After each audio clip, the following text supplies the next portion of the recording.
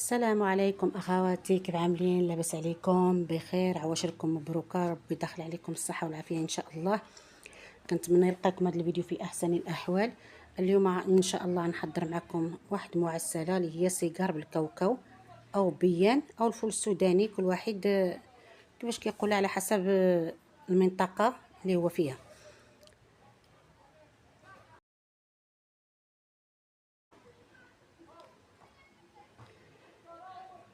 بالنسبه للسيجار هادو ديال العام اللي فات كنت حضرت معاكم، ولكن ما حطيتهش في القناه.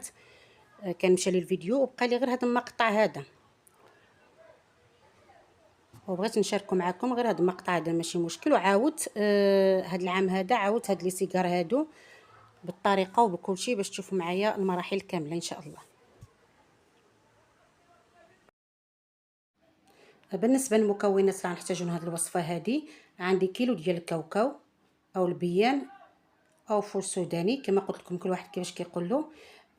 عندي هنايا جوج كيسان ديال العنيبه ديال السكر، وعندي هنايا جوج ديال الساشيات ديال زهرة البرتقال.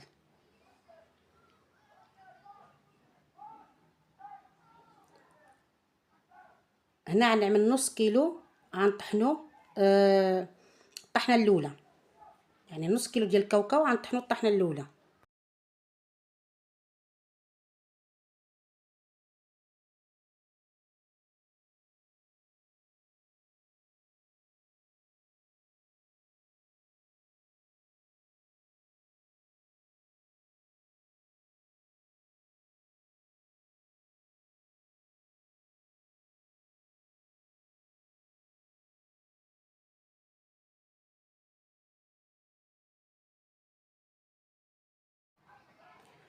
هنا من بعد ما طحنت الكاوكاو الطحنه الاولى، غنضيف له واحد ساشيه ديال زهره البرتقال، وغنضيف هنا السكر. بالنسبه للسكر انا غنعمل قياس ديال نص كاس ديال العنيبه. صافي، اللي بغى يزيد السكر يزيد.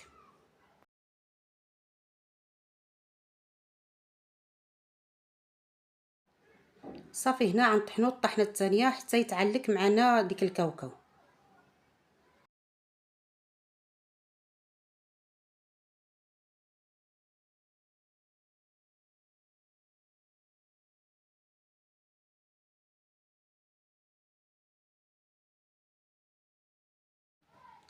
هذا هو القوام اللي خصنا نحصلوا عليه.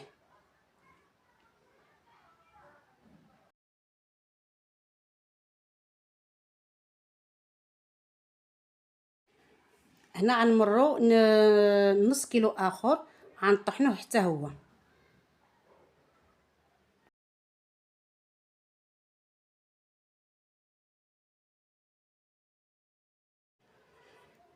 بالنسبه لهاد نص كيلو هذا غنطحنوه غير نهرمشوه وصافي، يعني ديك التهرميشه تكون رقيقه. وغنضيف هنا كما كتشوفوا الساشي ديال زهره البرتقال. السكر ما غنضيفوش، كنتمنى تكونوا فهمتوا. يعني نص كيلو الثاني غنطحنوا مع الساشي ديال زهره البرتقال، غير نهرمشو وصافي، ولكن ديك التهرميشه تكون رقيقه. هانتوما عتشوفوا معايا في الفيديو كيفاش غيكون. صافي، هنا خلطت ديك الكاوكاو اللي عندي مهرمش مع الكاوكاو اللي معلك. غنضيف له ملعقه صغيره ديال القرفه، وغنضيف هنا ملعقتين كبيرتين ممتلئتين. هانتوما كتشوفوا، يعني هنايا تقريبا ماشي تقريبا 2 معالق عامرين. طبيعه الحال الزبده تكون النوعيه الجيده. صافي، وغنضيف ملعقتين كبيرتين ديال الكراميل. هانتوما كتشوفوا عامرين. بالنسبه للزبده راه هذيك ملعقه اللي وريت لكم راه فيها 2 معالق. هنا غنضيف رشه ديال الملح. صافي، غنجمع كلشي نخلطو حتى نحصلوا على عجينه او عقده ديال الكاوكاو. صافي، غنصنع كويرات بهذا الشكل هذا، فيهم 15 غرام.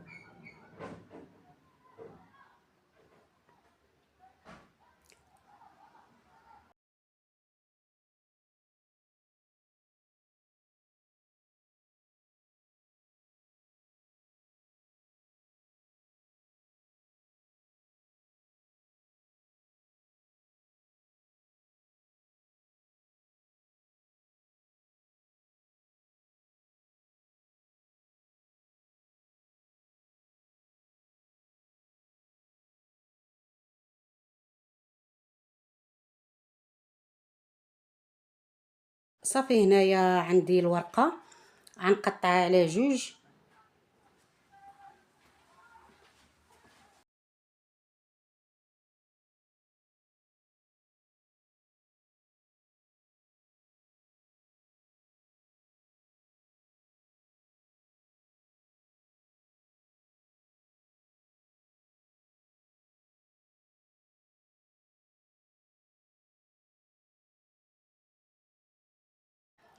من بعد ما قطعتها على جوج غنشبر ديك النصف وغنطويه على ثلاثة كما كتشوفوا. خصني نحصل على ثلاثة ديال المثلثات.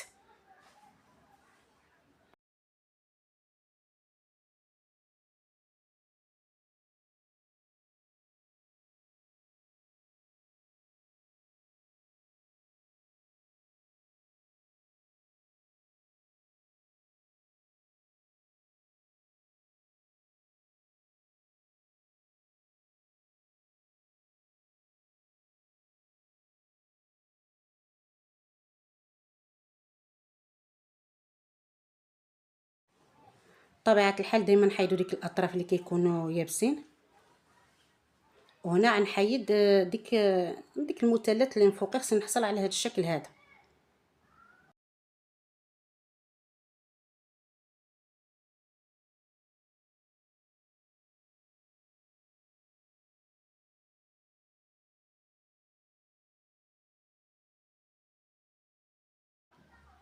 دائما الورقه المتبقيه عندنا نحتفظوا بها في بلاستيكه، وحنا كنخدموا كنجبدوا شويه بشويه تنساليوها. بالنسبه للورقه دائما الجهه الحرشه الفوقي والجهه اللي رطبه لتحت. مهم غنصنع حربول بهذا الشكل هذا، ونخلي واحد الفراغ شويه من الجوانب ديال الورقه باش نتنيهم. كاينه جوج طرق باش تلوي الورقه. هاد الطريقه هذه اللي لويت معكم دابا هاد السيجار، غنعاود معكم وحده اخرى.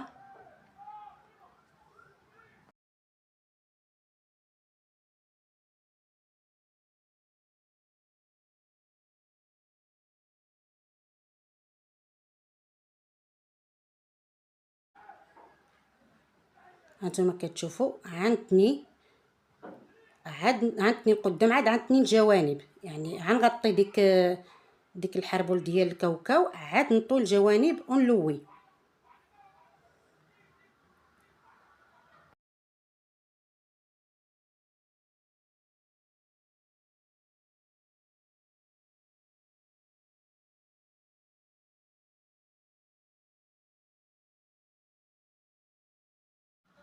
كاينه هاد الطريقه هذه تطويل الجوانب هما الوالا، عاد تلوي. المهم الطريقه اللي جاتكم سهله خدموا بها.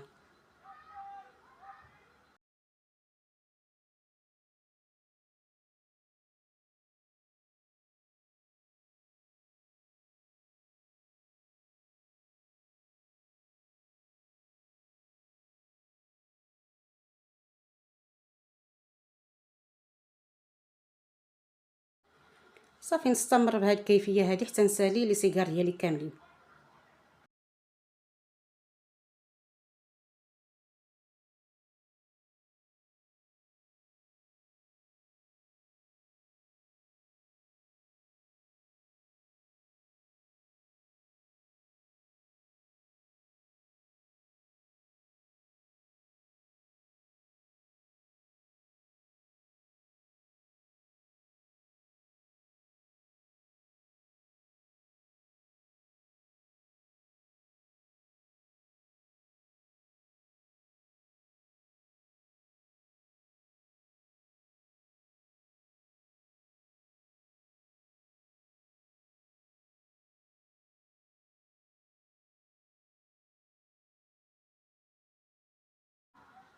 وهنا صافي ندهنوا الاطراف بخليط ديال الطحين مع الماء، ونشدوا لي سيجار ديالنا مزيان.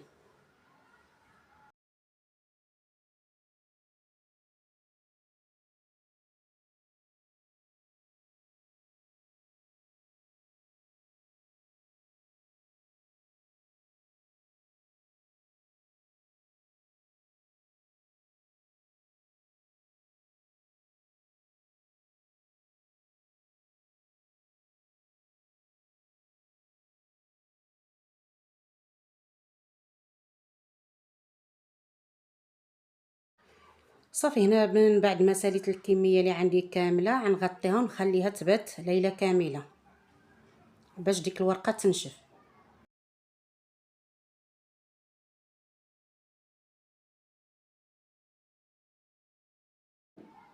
من بعد ما باتت انا استفت في الطاوات كما كتشوفوا ودهنتها بشويه ديال الزيت، عير شي شويه وصافي.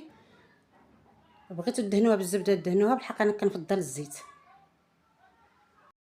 صافي غندخلو من الفران يكون سخون على 170 180 درجه، المهم على حسب الفران ديالكم. صافي المهم غنبقى كنراقبهم، كنطلل عليهم ونبقى نقلبهم هكذا هكذا الا تيتحمروا. هنا العسل سخنته، عاد غنحط فيها لي سيجار، حيتاش السيجار بحال اللي كتعرفوهم حساسين دغيا كيتهرسوا، فلهذا غنسخنوا العسل ونغطس فيهم ديك لي سيجار اللي عملت، ونزيد نكب فوق منهم العسل، لان الا حطيتهم في العسل البارده غيتهرسوا. صافي خليتهم واحد 2 ساعات 3 ساعات، ومن بعد نستقطروهم. صافي ها هما لي سيجار ديالنا واجدين. بغيتو تزينوهم زينوهم، بغيتو تخليوهم هكذا. نتوما شفتوا في الفيديو السابق اللي عندي اللي في البدايه ديال الفيديو كنت زينتم، اما هادو ما زينتهمش، خليتهم هكذا. طبيعه الحال بحال دائما غنقسم معكم وحده باش تشوفوا الشكل الداخلي ديالو كيفاش جا. كيجيو لذاذين واعرين بزاف.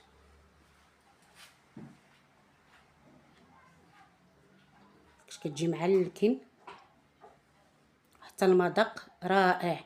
كنتمنى تجربوهم وتردوا عليا في لي كومونتير. نتلاقاو في فيديو جديد وفي وصفه جديده، والى اللقاء.